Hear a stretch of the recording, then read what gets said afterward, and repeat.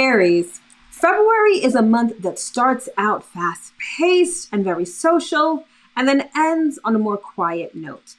So you've definitely got a lot of emphasis in your 11th house of friends. So Aquarius season may find you being social and meeting up with different groups of people, especially people that share the same mindset as you. And then come Pisces season, it's going to be a time for you to wind down, rest, and recharge your batteries. Now, don't rest too much because Venus, the planet of love and money, is going to be making her way into your house, your first house of self, which is definitely going to bring some fiery magnetism your way. And then finally, there's going to be an emphasis on your 5th house of self-expression, particularly around the time of the full moon in Leo. The full moon is definitely going to ask you, what is in your heart? What do you truly desire? And who are you really? If you want to know more about what February has to offer, keep watching. You definitely don't want to miss this.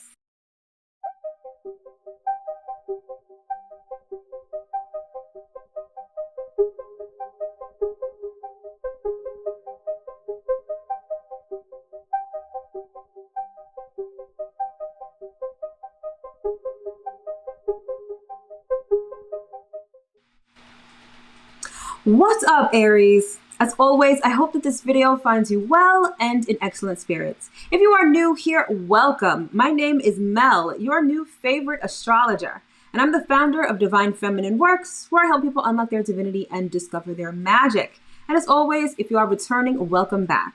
This channel is everything tarot, astrology, spirituality, and manifestation. So if those are the things you like, if those are the things you love, if those are the things you want to learn more about, don't forget to hit that subscribe button as well as that notification bell, so you'll always be notified when I come out with new content.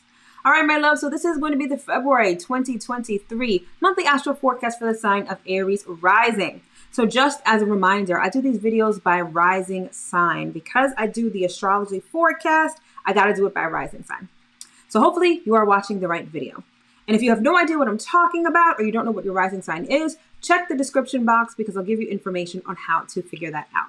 All right, so without further ado, let's jump right in. So these are the areas of focus that you have for the month of February. So first, you're going to have a focus and an emphasis on your 11th house of friendship and goals. So like I said before, Aquarius season is going to find you being pretty social, more or less. Then you're going to have an emphasis on your 12th house of the unknown. When the sun moves into Pisces, this will light up your 12th house where you will rest and recharge your batteries. And then Venus is going to make her way into your sign, which is going to activate your first house of self. And then finally, there's going to be an emphasis on your 5th house of creativity and children around the time of the full moon in Leo. All right, so let's see what we have for you for February. All right, Aries. So like I said before, first off, we start off the month with an emphasis on your 11th house of friendship and goals. So when the sun is in Aquarius, this is going to be a time for you to be social. It's going to be a time for you to meet up with people, especially people who share the same mindset and ideology as you. Aquarius is the sign of humanity. It's also the sign of the collective and groups. So you may find that Aquarius season is a great time for you to find your tribe. It's a great time to connect with people, especially online. So if you've got like different communities and forums that you're a part of, you may find that that activity may ramp up during Aquarius season. The 11th house is also the house where you wish upon a star. And so it represents the lofty goals and ambitions that we have in life. Our hopes and our dreams are represented by the 11th house. So during Aquarius season, you may spend a lot more time thinking about the future, particularly in a way that is future oriented, but particularly about how you want your future to look like, especially from a place of desire and the things that you want to accomplish. All right. So it'll definitely be a good use of the energy while the sun is in Aquarius to sort of think of a master plan. Think about what you want your future to look like. You may even want to put that plan to paper or even do some research. If there's something specific that you want to achieve, maybe it's in a particular program or something like that, you're going to want to do that research during Aquarius season because the astrology will most definitely support it. All right.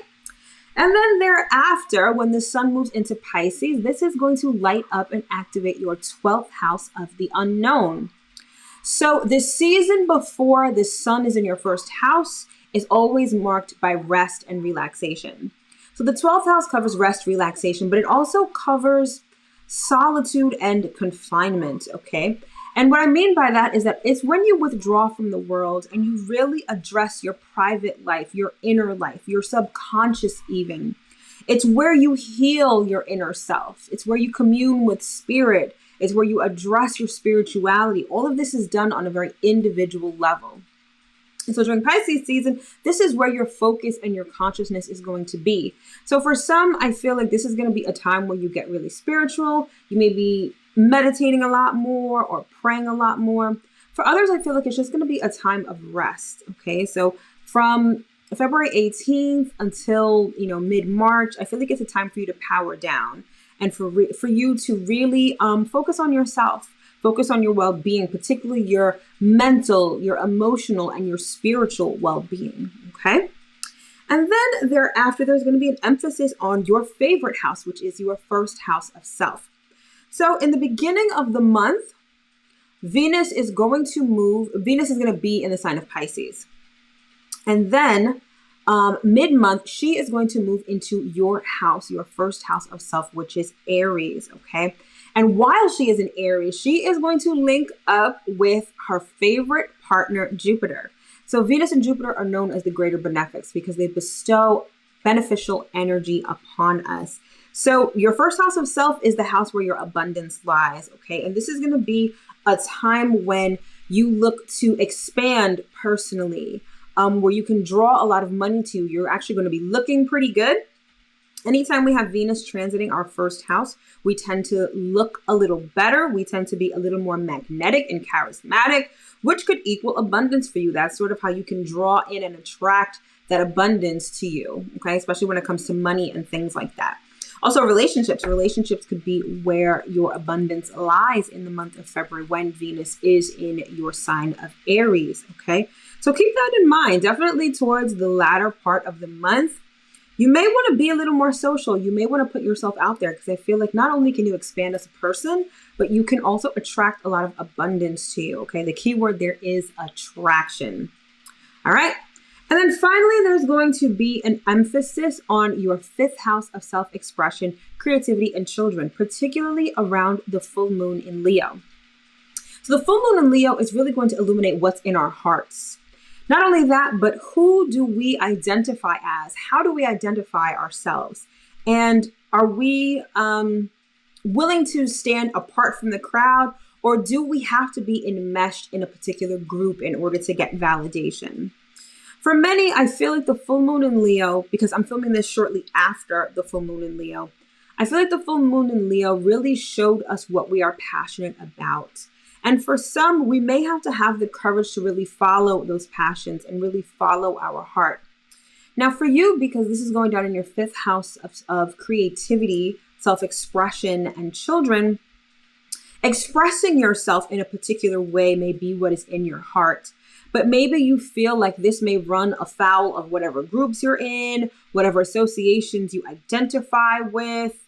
But the thing about the full moon in Leo is that if you don't follow your heart, it's really going to show you what you're missing out on, or it's really going to be digging at you and nagging at you until you really finally decide to have the courage to really express yourself authentically. So I feel like by and large, the beginning of the month, particularly when the full moon is in Leo, is a time for you to really understand who you are. Not even just understand who you are, understand what's in your heart, and also express yourself authentically, even if it means that the people that are closest to you may not agree, okay? So now that we've gotten the astrology out of the way, let's get into the tarot and see what messages Spirit has for you for February.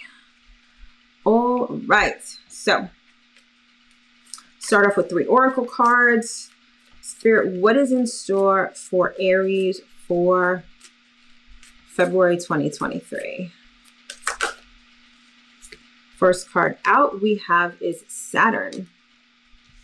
So Saturn is currently in Aquarius, And Aquarius is your 11th house of friendships and goals, okay?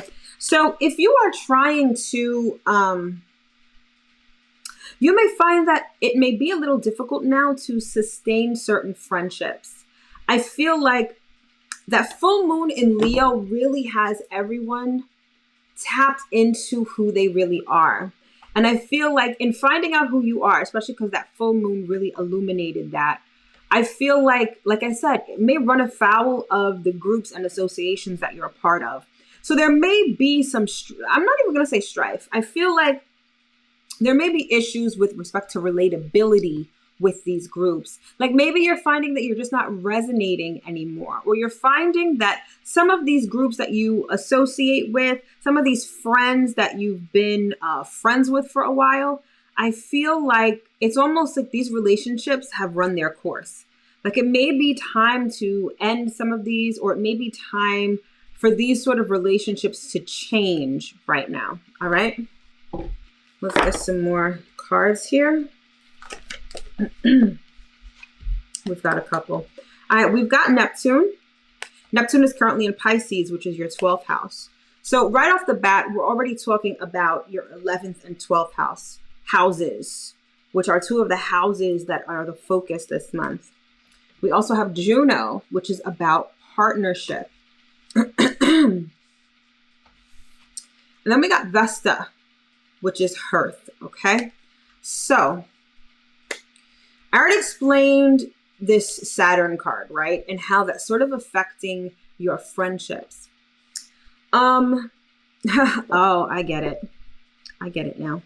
So remember I said that the 12th house is all about rest, relaxation, recharging your batteries. It's also a time where you communicate with spirit. It's all about addressing your spiritual well-being, okay? Now, come Pisces season, you may find that you're more sleepy, or maybe that you just find yourself sleeping more. Pay attention to your dreams, because I feel like they're going to be extremely vivid, and I feel like they're going to have a lot of messages for you. And one of the messages that your dreams are going to show you is your partnership. For some, I'm hearing it's going to be like a premonition, like you're going to dream of a person that you're going to meet and possibly be in a relationship with. That is definitely a real thing. I know I've experienced that before. I 6 months before I met one of my exes, I dreamt of him, and I had never met him before. So it's definitely possible. And I think for some of you, that's what's going to happen. If it's not like an actual like dream while you have, while asleep, I feel like you're going to have the time to really think about your ideal relationship or your ideal partnership, what it looks like. And I feel like it's going to give you a chance to get fired up about it, or to get passionate about it, or to just realize what your passions are. So far, this message is twofold. The first is, if you're finding that it's hard to maintain certain friendships or associations, it could be that their time has those relationships have run its course, and it may be time to end them, or it may be a time where these relationships morph into something else. That's during Aquarius season. And then during Pisces season, it's really going to be about dreaming. Whether you are dreaming while you're asleep or daydreaming about your ideal partnership, what you want it to look like, what you want it to feel like. Even if you're already partnered up, maybe your partnership isn't all it's cracked up to be, or all you expected it to be. I feel like Pisces season is going to allow you the time to really examine this, because if you heed my advice and you take Pisces season as a time to rest and recharge your batteries, you're not going to be so distracted. You're not going to have so much going on that you can't think about important things. And the important thing that Pisces season is, asking you to think about is your partnership. Okay, what it looks like, what it feels like, and what you're really passionate about. Yeah. At the bottom of the deck, we've got opposition. I feel like this has to do with some friendships.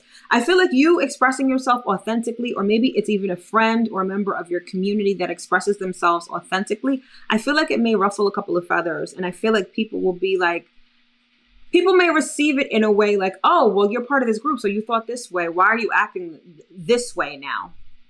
I don't see it being like a major confrontation, but I do see you perhaps butting heads with certain friends. Okay, let's get some more cards and see what else we have for you.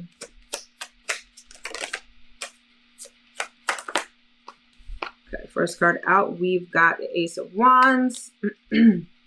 So definitely some creative energy. That's right up your alley. Then we've got the Knight of Wands. Okay. Then we've got the Three of Wands. All right. So again, Pisces season is the time for you to rest, relax, and for you to dream about this partnership. And I feel like you're going to get really fired up. I feel like you're going to feel very amped and motivated, as only you can feel, Aries.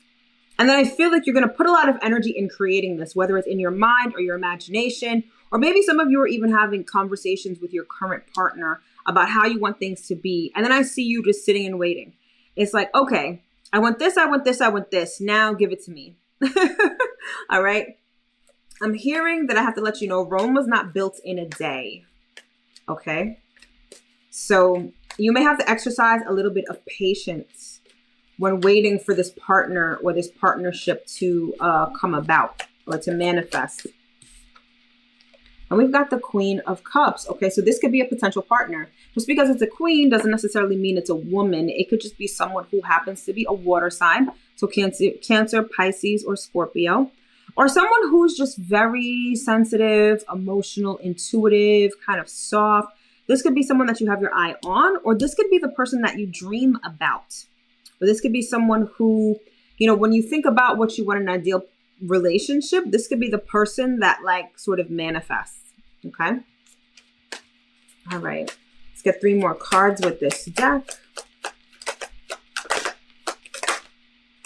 Okay. We've got the World card. So yeah, certain things are coming to an end, especially when it comes to friendships. Like I was saying before, either friendships are going to come to an end or they're going to move to a new level. They're going to be elevated. All right. They're going to morph into something better where perhaps you guys understand each other better. But I do see some sort of endings going on.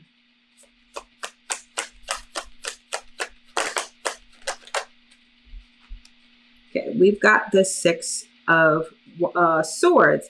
So I feel like there's going to be, I'm hearing you say like, okay, I'm over it. Like, especially as it pertains to these friendships, I feel like if you find that you're really at odds with people and things just aren't vibing the way that they used to, I feel like you've already made up your mind that you're going to move on. I don't feel like you're necessarily going to be like sad about this. You may be a little sad, but I feel like you're kind of going to move on with the quickness. I feel like you're going to put your mind elsewhere. Your mental capacity, your mental activities are going to shift from like a friendship to partnership. Okay. That's how it's going to shift in your mind. Right. And it's followed by a new beginning. So again, I see you walking away. I feel like something about this friendship is not necessarily emotionally fulfilling. I feel like you're over it. Like you're like, And it's not even like you have to have a conversation with this person. I feel like you're just going to be like in your mind. You're like, you know what? It's time for me to move on. You're going to move on and then you're going to have a new beginning. And that's going to free up the mental space for you to start conjuring up this partnership or conjuring up a different version of your existing partnership in order to get things on the right track. And at the bottom of the deck, we've got the Empress. So I see you sitting very pretty this month. This directly relates to Venus in your first house of Aries. You're sitting pretty. You're looking very attractive this month. So that's definitely a good thing. All right. Let's get 3 cards from this deck. 1, 2, 3. We got 4. All right. So we've got toil and labor. We've got courthouse. We've got main male. And we've got house. All right. So definitely there's someone that you guys really want to lock down. I feel like when it comes to this partnership that you're trying to conjure up, I feel like you're really going to put in the mental work in order to have this person materialize. And when they do, I get the sense that both of you are going to want to make it official. I don't see this relationship as being something like a fling or like a situationship. I see this being like a bona fide relationship where it's pretty serious and it's pretty official. But I feel like, again, this opposition that you may have with a friend, once you walk away from that, let it go, it's going to clear up the mental space for you to start manifesting this partnership. All right, let's pick one more oracle card. That's too many. To close out this reading. Thank you. Yep, we've got metamorphosis, butterfly. So yeah, you are changing. Not only are you changing, but you're really expressing yourself. And for some of you, it's effortless. Remember, I said you have the presence of Venus in your first house. So you guys are sitting pretty. You guys are really attracting people. You see how this butterfly stands out? That's you guys. You guys are effortlessly attracting people because you've changed.